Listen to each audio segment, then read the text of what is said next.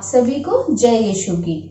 जैसा कि आप सभी जानते हैं कि इस कोविड-19 के समय में हमने आपके लिए ऑनलाइन क्लासेस स्टार्ट की हैं, तो आज जो है मैं आपको नया पाठ पढ़ाने वाली हूँ, कलीसिया और धार्मिक सामंजस्य। लेकिन इस नए पाठ को शुरू करने से पहले आइए हम सभी अपने हाथों को जोड़ें और आंखें बंद करें, ताकि जो भी कक्षा में हम सीखें वो दूसरों के साथ हम बांट सकें। हे पिता परमेश्वर, हम तुझे धन्यवाद देते हैं सुंदर समय के लिए जो कि आपने हमें दिया। प्रभु, जिंदगी की तमाम आशीषों के लिए हम आपका धन्यवाद करते हैं। आज के इस पाठ में जो कुछ भी हम सीखें, हम उसे दूसरों के साथ बांट सके और उसे अपने जीवन में लागू करने वाले हो सके। अब आप हमारी इस छोटी सी विनती को सुनिए और कबूल करिए। आपके मीठे और पवित्र नाम से मांगते हैं, आमीन। तो जैसा कि मैंने आपको पहला पाठ पढ़ाया था इसके पहले, कलीसिया और क्रिस्ती एकता, तो उसी पाठ से संबंधित मैं आपको प्रश्न उत्तर बताऊंगी, जिससे कि आप अपनी कॉपी में करेंगे। तो इसका पहला प्रश्न है, संत पौलुस प्रारंभिक कलीसिया के विभाजन की प्रवृत्ति की निंदा कैसे करते हैं। तो इस प्रश्न का उत्तर आपको मिलेगा पृष्ठ संख्या 38 में। प्रारंभिक कलीसिया में भी लोगों में विभाजन की प्रवृत्ति थी। क्रिस्ती जन जिस नेता को पसंद करते उसी का अनुसरण करना चाहते थे। संत पौलुस ने इस प्रवृत्ति की निंदा की, क्योंकि सिर्फ ईश्वर ही रहस्य उद्घाटन करता और कलीसिया की शिक्षाओं का स्रोत है। केवल वही सम्मान और महिमा का पात्र है, अन्य कोई भी नहीं। कलीसिया के इतिहास में समय समय पर कई अपसिद्धांत अर्थात गलत शिक्षाएं और गलत सिद्धांत प्रकट हुए। उस समय के संत पापाओं ने सभाएं बुलाई, अपसिद्धांतों यानी झूठे सिद्धांतों की निंदा की और उनमें सुधार किया। तो ये था हमारे प्रश्न 1 का उत्तर। इसके बाद मैं आपके सामने प्रश्न 2 पढ़ूंगी। 9वीं और 16वीं शताब्दी में कलीसिया में घटित विभाजन क्या है। तो कलीसिया में विभाजन ये आपको पृष्ठ संख्या 38 में मिलेगा। प्रारंभ से ही कलीसिया में कुछ तनाव और विभाजन होता रहा, किंतु 11वीं शताब्दी में एक भारी विच्छेदन हुआ और कलीसिया 2 वर्गों में विभाजित हो गई, पश्चिमी कलीसिया और पूर्वी कलीसिया। इसके पश्चात 16वीं शताब्दी में फिर एक महाविभाजन पश्चिमी कलीसिया में हुआ। मार्टिन लूथर ने, जो कि एक कैथोलिक पुरोहित थे, कलीसिया के विरुद्ध विद्रोह किया। उन्होंने कलीसिया के धर्म सिद्धांतों के विपरीत अपने सिद्धांतों का प्रचार किया। उनमें से कुछ निम्नलिखित हैं। मानव केवल विश्वास द्वारा मोक्ष पाते हैं। पवित्र प्रकाशना केवल पवित्र बाइबल में निहित है। कलीसिया की धार्मिक परंपराएं अर्थहीन हैं।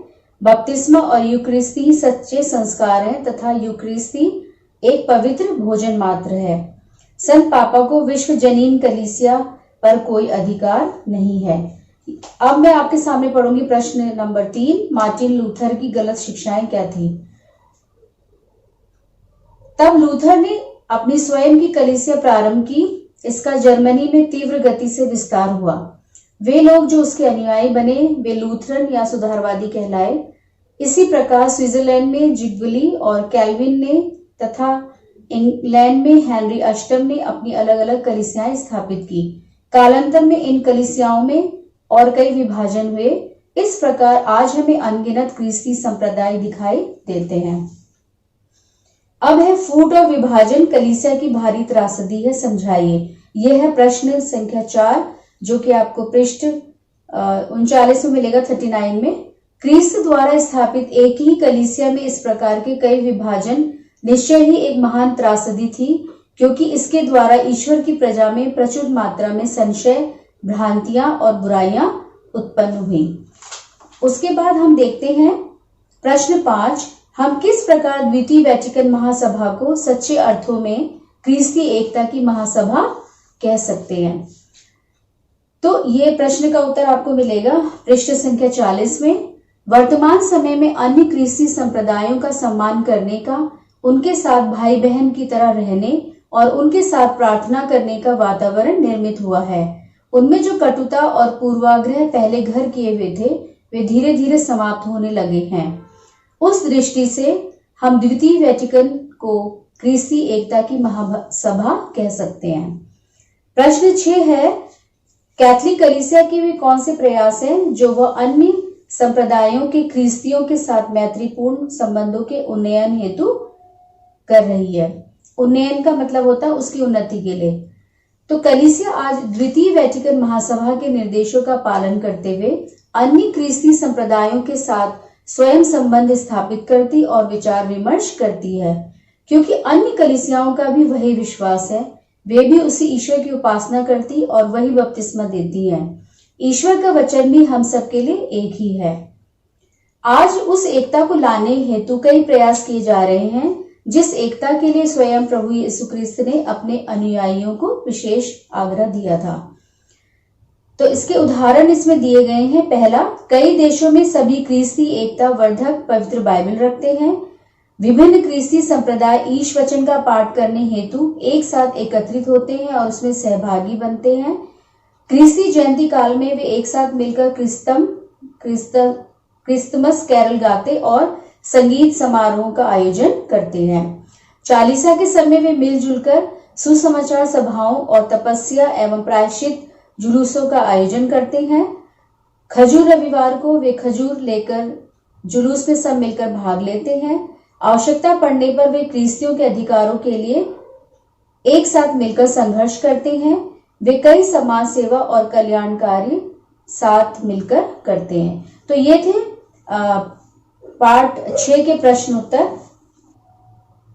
अब हम देखते हैं पार्ट 7 कलीसिया और धार्मिक सामंजस्य।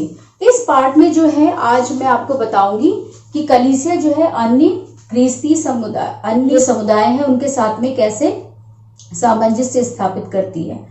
तो इसमें सबसे पहले इस पार्ट में क्या दिखाया गया, एक नाटक का दृश्य है छोटा सा, जिसमें कि 3 धर्म प्रशिक्षु हैं। एक हिंदू है, एक मुसलमान है और एक ख्रिस्ती है। तो हिंदू आकर के कहता है कि शिव जो है वो प्रेम है, और मुसलमान कहता है कि अल्लाह प्रेम है, और ख्रिस्ती कहता है ईश्वर प्रेम है।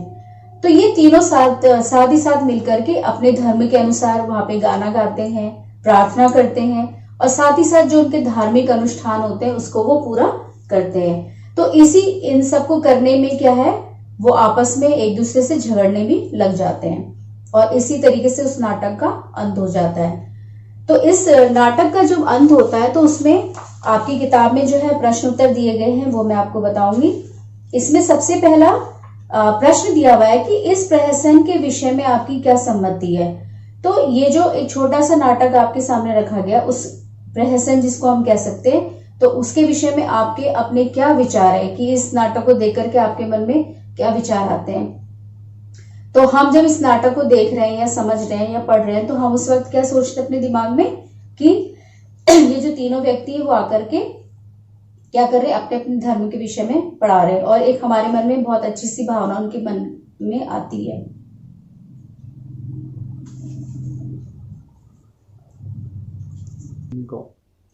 इसमें जो दूसरा प्रश्न दिया है वो है, वे आपस में क्यों झगड़ते हैं। वो आपस में इसलिए झगड़ रहे हैं क्योंकि वो अपने अपने धार्मिक अनुष्ठान को ज्यादा ऊंचा बताते हैं कि हम जो कर रहे हैं, हम जो अपने ईश्वर की पूजा कर रहे हैं वो सबसे श्रेष्ठ है। उसके बाद है, विश्व के सभी धर्मों का प्रमुख सिद्धांत क्या है। इनका धार्मिक सिद्धांत जो हमने देखा था नाटक के शुरू में, कि वो सब क्या बता रहे हैं कि ईश्वर क्या है, प्रेम है। क्या धर्मों के नाम पर हमें झगड़ना या लड़ना चाहिए, ये आप सबकी राय है। ये आप बताएंगे कि आपको या हम सभी को धर्म के नाम पर लड़ना चाहिए या नहीं। उसके बाद अब हम इस पाठ की तरफ बढ़ते हैं। तो उसमें दिया हुआ है भारत में विभिन्न धर्म। अब जैसे हम देखते हैं भारत में बहुत सारे धर्म हैं, जैसे हिंदू, मुस्लिम, ईसाई, सिख, बौद्ध, जैन और अन्य। तो इसी तरीके से जब भारत में इतने धर्म हैं तो विश्व में भी कई सारे धर्म हैं, और प्रत्येक के अपने निश्चित सिद्धांत हैं, धर्म ग्रंथ हैं, रीति रिवाज हैं और धर्म विधि तथा अनुष्ठान कार्य। अनुष्ठान कार्य का मतलब होता है जो अपनी पूजा पद्धति जो उन लोगों की है वो उसी हिसाब से अपने ईश्वर की पूजा करते हैं। इसी तरह भारतवर्ष में भी कई धर्म हैं। भारत देश में भी प्रत्येक भारतवासी को अपने अपने धर्म को अपनाने और उसके प्रचार प्रसार का समान अधिकार मिला हुआ है। किंतु वर्तमान में हमारे देश में धार्मिक टकराव और अत्याचारों की संख्या में क्या हो गई है, वृद्धि हो रही है। जैसे कि आजकल आप देखते ही हैं कि हर व्यक्ति जो होता है वो किससे परेशान है, वो अपने धर्म को के बारे में लोगों से बातचीत करने में डरता है, या वो अपने जिस जगह पे वो पूजन के लिए जाते हैं वहां पे उनको करने से रोका जाता है। खासकर आजकल हम जैसे देख रहे हैं कि ख्रिस्तियों के ऊपर बहुत ज्यादा अत्याचार हो रहे हैं। तो हम इस मामले में ये नहीं कह सकते कि हमको समान रूप से अधिकार मिला हुआ है। यहाँ ना तो एकता है और न शांति है, बल्कि आपस में क्या है, हम धर्म के नाम पर सबसे घृणा कर रहे हैं। प्रभु यीशु और अन्य धर्म। तो प्रभु यीशु जब संसार में आए तो उनके समय पे भी अलग अलग धर्मावलंबी थे। तो प्रभु यीशु यहूदी वंश में जन्मे थे और वो यहूदी धर्म को ही उन्होंने अपनी जिंदगी भर अपनाया। फिर भी उन्होंने अन्य धर्मावलंबियों के साथ बहुत ही अच्छे संबंध बनाए, जिसका विवरण जो है पवित्र बाइबल में भी हमें देखने को मिलता है। जैसे एक उदाहरण है कनानी स्त्री का, जो कि मरकुस रचित सुसमाचार उसके 7वें पाठ और 24 से 30 वाक्यांश में हमें देखने को पढ़ने को मिलेगा। एक शतपति का उदाहरण है जो कि लूकस रचित सुसमाचार 7वां अध्याय 1 से 10 वाक्यांश में। यूनानी और यहूदी योहन रचित सुसमाचार 12वां अध्याय 20 से 22 वाक्यांश में हमें देखने को मिलता है कि किस तरीके से प्रभु यीशु ने अन्य धर्मावलंबियों के साथ में अपने मधुर संबंध बनाए। अब हम देखते हैं कलीसिया तथा अन्य धर्म। प्रारंभिक कलीसिया में शिष्यों ने प्रभु यीशु के आदर्शों को अपनाते हुए अन्य जातियों से क्या कर रहे थे, अच्छे संबंध बनाए। आज की जो कलीसिया है उनका सम्मान करती इन सब बातों का और उन्हें अपनाती है अपने जीवन में, और वे उनके साथ सौहार्दपूर्ण संबंध बनाए रखती है। किसके साथ में? अन्य लोगों के साथ में। और साथ ही साथ वो हमें ये भी सिखाती है कि हमें सभी धर्मों के लोगों को एक दूसरे को प्यार करने का और शांतिपूर्वक रहने का प्रयास करना चाहिए। द्वितीय वैटिकन महासभा की जो भी क्या करता है, इस बात की वो पुष्टि करता है कि हमें एक दूसरे के साथ में क्या है, प्रेम पूर्वक रहना है और शांतिपूर्वक एक साथ अपने संबंधों को आगे बढ़ाना है। तो भारतवर्ष में क्या है, विभिन्न धर्म है। जैसे कि मैंने आपको पहले भी बताया था कि हिंदू, मुस्लिम, सिख, ईसाई, बौद्ध, जैन और अन्य जो कि अल्पसंख्यक हैं। तो इसी तरीके से, लेकिन भारत में यदि इतने तरीके के धर्म हैं तो किंतु इसमें सबसे ज्यादा क्या है इस समय पे, यहाँ पे हिंदू संख्यक है, अधिक संख्यक में है। उसके बाद इस्लाम को मानने वाले लोग हैं और उसके बाद ख्रिस्ती और अन्य धर्मावलंबी है। तो यदि हम भारत में अपनी जनगणना को देखें, यदि ईसाई या ख्रिस्ती अपनी जनगणना को देखते तो हम बहुत ही ज्यादा, जो हमारा जो रेशियो है वो बहुत कम है। तो अब जो मैं भारतवर्ष में विभिन्न धर्मों के बारे में आपको पढ़ा रही थी, उसमें सबसे पहले क्या है, हिंदू धर्म। तो हिंदू धर्म का ना तो एक आदि है ना और उसका कोई भी संस्थापक नहीं है। इसके कई मत हैं और कई संप्रदाय हैं। मतलब कई मत, कोई जो है कृष्ण को मानता है, कोई राम को मानता है, कोई शिव को मानता है, कोई बहुत सारे देवी देवताओं को, कहा जाता है कि 84 करोड़ उनके देवी देवता है और अन्य संप्रदाय हैं। तो और जो ये क्या करते हैं, प्रकृति की समीपता से जुड़े हुए हैं और हर एक चीज को ये पवित्र मानते हैं, चाहे वो घास हो, चाहे कोई भी चीज हो, उसको ये बहुत ज्यादा पवित्र मानते हैं। और बहुदेववादी अनुयायी है, मतलब बहुत सारे देवी देवताओं की पूजा करते हैं। प्रत्येक परिवार का एक कुल देवता होता है और जो परिवार का या तो वो संरक्षक या संरक्षिका माना जाता है। हिंदू स्वयं को तपस्या, ध्यान, प्रार्थना तथा तीर्थ यात्राओं में अपने आप को क्या करते हैं, व्यस्त रखते हैं। वो हमेशा जब कभी भी हम अपने पड़ोस में देखते हैं, आसपास देखने को हमें मिलता है कि वो आज जो है इस जगह तीर्थ यात्रा के लिए गए हैं या साउथ में गए हैं या नॉर्थ में, मतलब वो हर पूरे साल भर में बहुत सारी तीर्थ यात्राएं करते हैं। वे कई तरीके के कर्म और कांड करते हैं और पुनर्जन्म में आस्था रखते हैं। वो कहते हैं कि हमारा पुनर्जन्म होगा, यदि हमने इस जन्म को सही से नहीं किया तो हमें अगले जन्म में क्या है, कुछ भी किसी का भी वेश रख करके हमें आना पड़ेगा। तो ईश्वर के न्याय में आस्था रखते हैं तथा साथ ही साथ पुनर्जन्म में भी ये विश्वास करते हैं। उसके बाद ये हमेशा जो इनकी जो उपासना का जो माध्यम है वो क्या है, संस्कृत भाषा। संस्कृत भाषा का ज्यादा से ज्यादा प्रयोग किया जाता है। वेद, उपनिषद, भगवत गीता, रामायण इनके प्रमुख ग्रंथ हैं। जीवन के विभिन्न स्तरों के लिए भिन्न भिन्न संस्कार हैं जिसमें उसका अनुष्ठान करते हैं और समारोह संपन्न करते हैं। अभी जैसे कि मैंने आपको हिंदू धर्म के बारे में पढ़ाया, अब मैं आपको बताती हूँ इस्लाम धर्म के बारे में। इस्लाम धर्म के जो अनुयायी हैं वो क्या है, वो क्या मानते, अल्लाह जो है वो सर्वोपरि है और मोहम्मद जो है इनके पैगंबर है। पैगंबर का मतलब नबी है। ये एक ही ईश्वर को मानते हैं और जो कि क्या कहते हैं, निराकार है। निराकार मतलब जिसका कोई भी आकार नहीं है। ये दिन भर में 5 बार नमाज अदा करते हैं, वे रोजा रखते हैं और हम दान भी करते हैं। मक्का और मदीना इनके पवित्र स्थान है। वे पुनरुत्थान और महान्याय में विश्वास रखते हैं। जैसे हम भी पुनरुत्थान में, हम ख्रिस्ती पुनरुत्थान और ईश्वर के न्याय में क्या करते हैं, अंतिम दिन जो है हम कहते हैं कि न्याय होगा, उसके में विश्वास करते हैं। वैसे ही मुस्लिम जो है, इस्लाम धर्म को मानने वाले, वो भी इस बात पे विश्वास करते हैं। उसके साथ साथ इसमें और जो ख्रिस्ती धर्म जो है उसमें काफी कुछ समानताएं हैं। मुसलमान जो होते हैं वो प्रभु यीशु को एक क्या मानते हैं, वो नबी मानते हैं, एक पैगंबर की तरह मानते हैं, जैसे वो अन्य अपने नबियों को मानते हैं। वे संत कुंवारी मरियम, जिनको वो हजरत मरियम कहते हैं, उसका बहुत ज्यादा आदर करते हैं। अरबी उनकी धार्मिक भाषा है और पवित्र कुरान, जिसको ये कुरान शरीफ कहते हैं, ये उनका पवित्र ग्रंथ है। तो ये मैंने आपको पढ़ाया था हिंदू और इस्लाम धर्म के बारे में। अब मैं आपको बताती हूँ ख्रिस्ती धर्म के बारे में, यानी ईसाई धर्म के बारे में। तो ईसाई धर्म के अनुसार हमारा क्या है, ईश्वर एक ही है, उसमें 3 व्यक्ति हैं जो त्रिएक हैं, पिता, पुत्र और पवित्र आत्मा।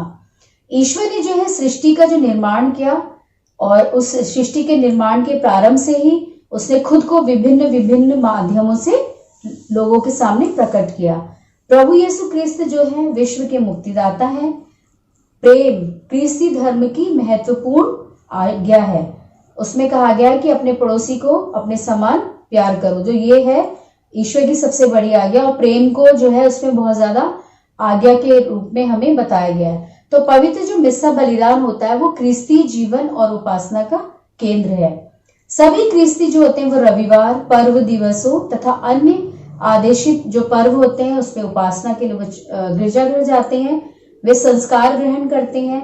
वे स्वयं को दान परोपकार के कार्यों में सक्रिय रखते हैं। जैसे हम देखते हैं कि सभी धर्मों से अलग ख्रिस्ती धर्म है जहां पे हम क्या है, अलग अलग दान या परोपकार के कार्य को करते हैं। सबसे ज्यादा हम इस जो दान और परोपकार का जो कार्य हमें जो देखने को मिलता है वो ख्रिस्ती धर्म में मिलता है। वे पुनरुत्थान और मरणोपरांत अनंत जीवन में विश्वास करते हैं। हम ये कहते हैं कि जब हमारी मृत्यु होगी तो हम अनंत जीवन के सहभागी बनेंगे प्रभु यीशु के साथ में। और जो हमारी धार्मिक आराधना लोगों की स्थानीय भाषा में की जाती है। जैसे हम देखते हैं, हम भारत में रहते हैं तो भारत में अलग अलग जगह पे बहुत सारी भाषाएं, बांग्ला है, महाराष्ट्रियन है, कोंकणी है, कन्नड़ है, तमिलियन है। तो ये सारी जो भाषाएं हैं, सब लोग अपनी अपनी भाषा में प्रभु यीशु की पूजा करते हैं, उसकी आराधना करते हैं। और जैसे हम उत्तर भारत की तरफ जाएंगे तो यहाँ पर ज्यादातर जो आराधना होती है चर्चेज में वो हमेशा हिंदी भाषा में की जाती है और अंग्रेजी भाषा में भी उसका प्रचार और प्रसार किया जाता है। तो पवित्र बाइबल जो है वो हमारा धार्मिक ग्रंथ है। तो ये सारी चीजें जो थी मैंने आज आपको पढ़ाई। कलीसिया और अन्य संप्रदाय, तो इसमें मैंने अभी आपको क्या पढ़ाया था कि कलीसिया जो है वो अन्य संप्रदायों के साथ में अपनी एकता का सामंजस्य कैसे बिठा करके रखती है। फिर मैंने आपको बताया कि एक नाटक के रूप में अलग अलग धर्म प्रशिक्षु आते हैं, वो अपने धर्म के बारे में बताते हैं कि ईश्वर जो है प्रेम है, लेकिन अपने पूजा आराधना के वजह से उनमें आपस में झगड़ा होने लगता है और वहीं पे नाटक खत्म हो जाता है। उसके बाद उस नाटक को देख करके हमारे मन में क्या विचार आते हैं, ये आप उसको देखेंगे, उन प्रश्नों के उत्तरों को आप दोहराएंगे। उसके बाद मैंने आपको बताया था कलीसिया तथा अन्य धर्म के बारे में। पहले जो पूर्व की जो कलीसिया थी उसमें भी धर्म के बारे में बताया गया कि प्रभु यीशु क्या थे, यहूदी थे और उन्होंने अपना जो जीवन की देखरेख जो पूरी तरीके से की थी वो यहूदी धर्म के अनुसार ही उन्होंने अपने जीवन को जिया था। उसके बाद कलीसिया तथा हम अन्य धर्मों के बारे में बात करते हैं, जैसे भारत में और विश्व में भी अलग अलग धर्म के अनुयायी रहते हैं। भारत में ज्यादातर मुसलमान हैं, हिंदू हैं, ख्रिस्ती हैं और बुद्धिस्ट और जैन भी यहाँ पे रहते हैं। तो मैंने आज आपको हिंदू धर्म के बारे में, इस्लाम के बारे में और ख्रिस्ती धर्म के बारे में आपको पढ़ाया था। मुझे आशा है कि आप अपने घर में इसका दोहराव करेंगे और जितने प्रश्न उत्तर मैंने आपको दिए थे पहले पार्ट 6 के, वो आप उसको अपनी कॉपी में करेंगे और उसको याद करेंगे। तो तब तक के लिए आप लोग खुश रहिए और अपने माता पिता का कहना सुनिए। और मेरी आप सबसे विशेष प्रार्थना है कि जो इस समय कोविड-19 की जो स्थिति बनी हुई है और इस समय बहुत तेजी से सब शहरों की तरफ बढ़ रहा है, तो आप प्रभु ईश्वर से प्रार्थना करिए ताकि वो हम सभी भारतीयों को, ताकि और साथ ही साथ सारे विश्व में इसकी जल्दी से जल्दी खात्मा हो। प्रभु यीशु से हम प्रार्थना करें, रोज अपने घरों में, अपने परिवारों में प्रार्थना करें। यदि आप चर्च जाते तो चर्च में भी इस निवेदन को खास तौर से रखिए ताकि ये जो बीमारी है वो जल्दी से जल्दी खत्म हो जाए और हम अपने दैनिक जीवन में फिर से वापस लौट सके। तो तब तक के लिए आप खुश रहिए और जय यीशु।